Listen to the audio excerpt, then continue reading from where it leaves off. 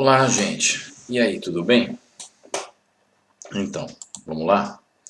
Tá começando mais um programa do Terra Oculta, né?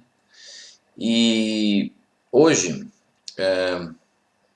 a gente vai falar um pouquinho sobre a diferença entre alienígena e extraterrestre. Parece meio estranho, né? Mas há uma diferença entre alienígena e extraterrestre.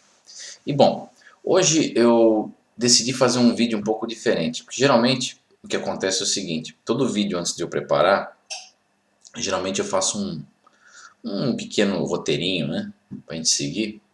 Mas hoje eu vou falar um pouco mais assim da minha cabeça mesmo, sem seguir muito um roteiro muito rígido, assim, entendeu? E a gente vai falar um pouquinho sobre esse assunto, então. E eu acho que para começar, então a gente deveria começar contando um pouco a história do fenômeno ufológico, né? Começar sobre a história, né? E o fenômeno UFO é um fenômeno muito antigo, gente. E veja bem, eu não vou assim me aprofundar muito no assunto, tentar provar que existe o fenômeno UFO ou fenômeno OVNI em português, que seria objetos voadores não identificados, né? Que em inglês a palavra é UFO, quer dizer Unidentified Flight Object, né? Quer dizer, objetos voadores não identificados. É um fenômeno que começou desde que o homem é homem, desde os primórdios da nossa história. Então, um fenômeno que começa há muitos milhares de anos atrás, vamos dizer assim, achou-se em cavernas, por exemplo, pinturas rupestres, aquelas pinturas que a gente vê em caverna, pré-históricas, né, de 30, 40 mil anos atrás, onde você vê o fenômeno em si descrito, né, pelos nossos ancestrais, figuras de discos, aparentemente discos, né, em cavernas. E é muito interessante porque na época, na época os homens da caverna não tinham Hollywood, né, para criarem suas crenças, vamos assim dizer, né? Porque geralmente a gente está acostumado a seguir crenças, né? Assim criadas pela sociedade, por meios de comunicação em massa, como por exemplo Hollywood, né?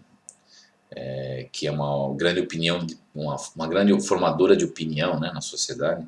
A gente vê filmes por aí de invasões extraterrestres, alienígenas atacando a Terra, como aquele filme da Guerra dos Mundos, né, do Tom Cruise, né, e outros afim aí,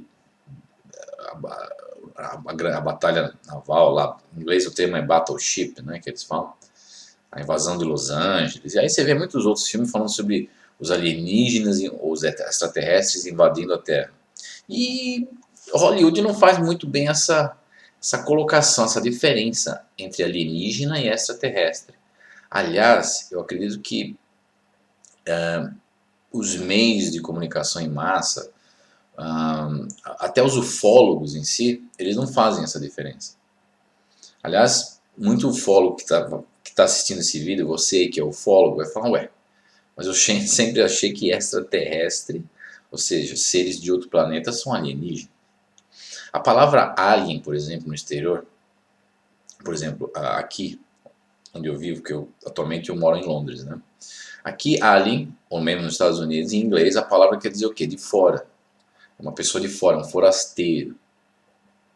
Quer dizer, se a gente pensar bem, os extraterrestres são de fora, são forasteiros. Então, há um consenso, né? A palavra alienígena.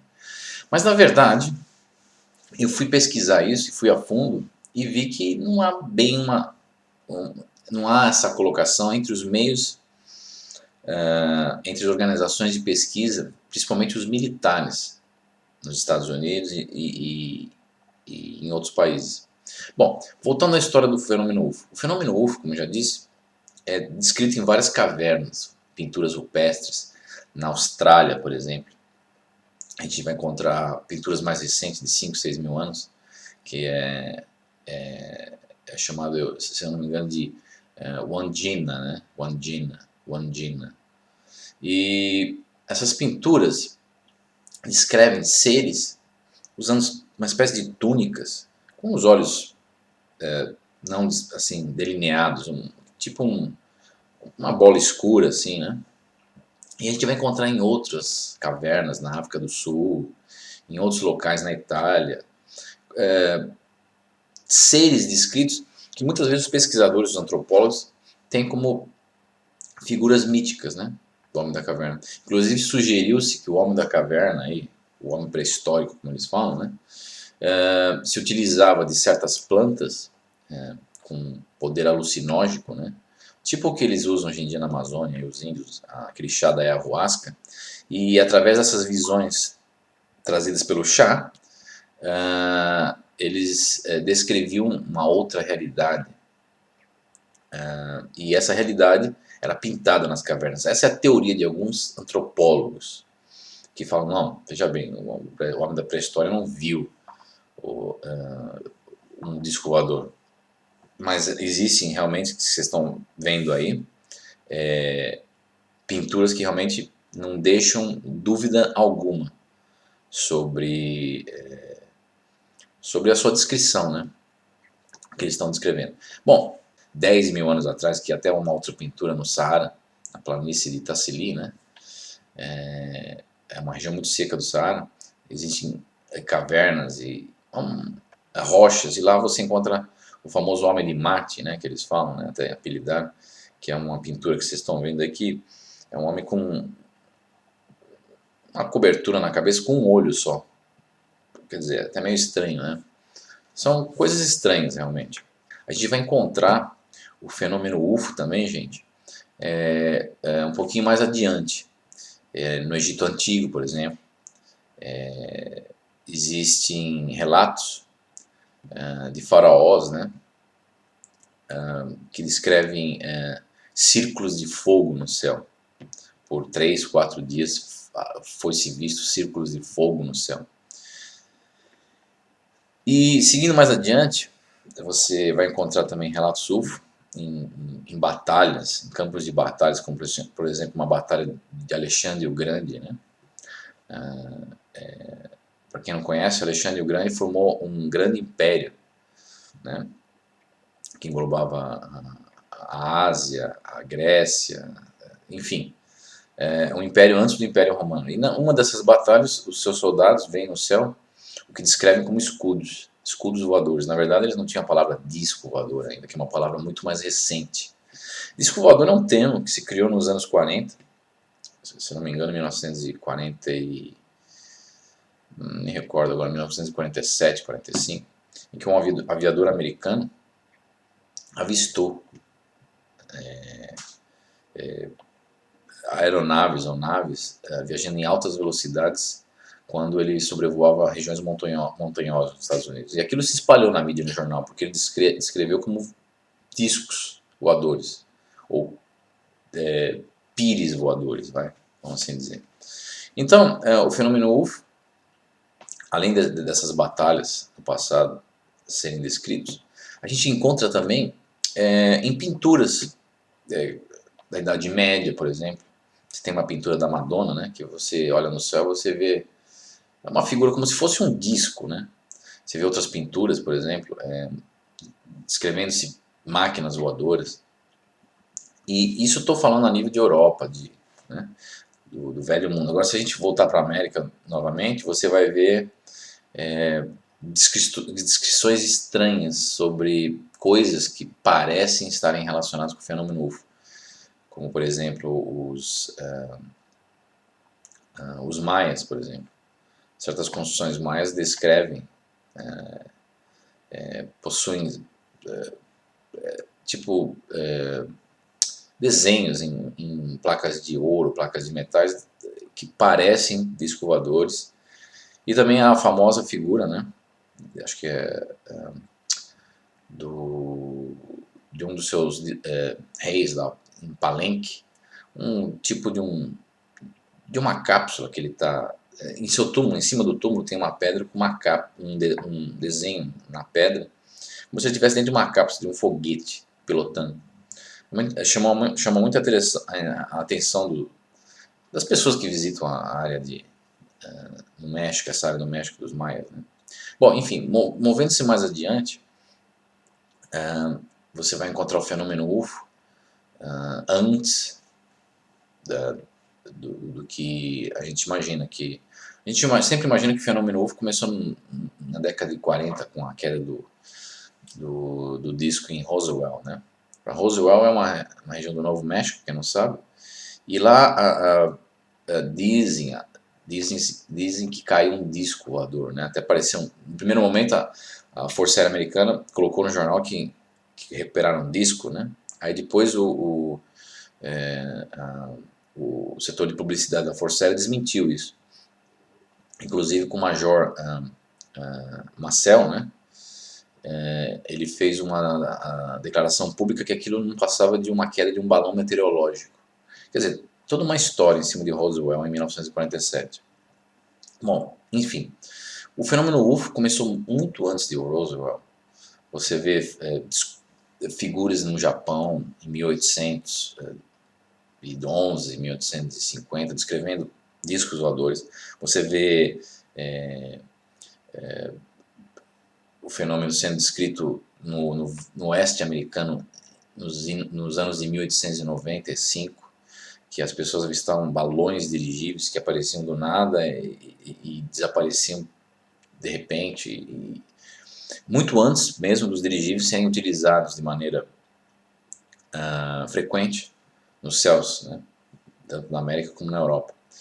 Aí a gente tem uma onda de objetos voadores não identificados, identificados entre aspas, porque há uma onda, há um fenômeno na Suécia nos anos de 1927, acho que se não me engano 34, em que aviões apareciam no céu fazendo manobras de 90 graus, ou seja, aviões que não tinham inscrições nenhuma na asa.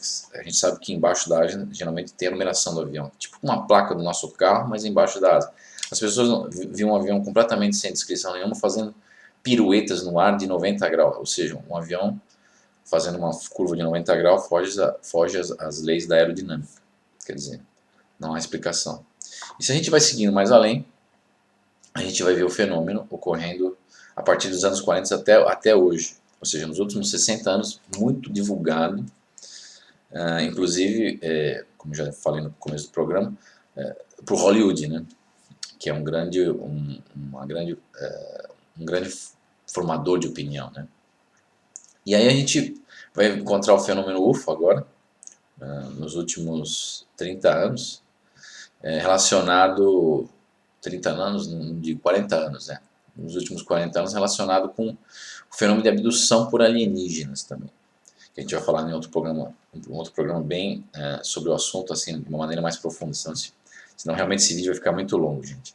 Então, o fenômeno, ele se estende por mais de 30 mil anos, o fenômeno UFO. Quer dizer, algo está conosco desde que o homem é homem. E o que se observou é que, junto com o fenômeno UFO, há outras coisas relacionadas também.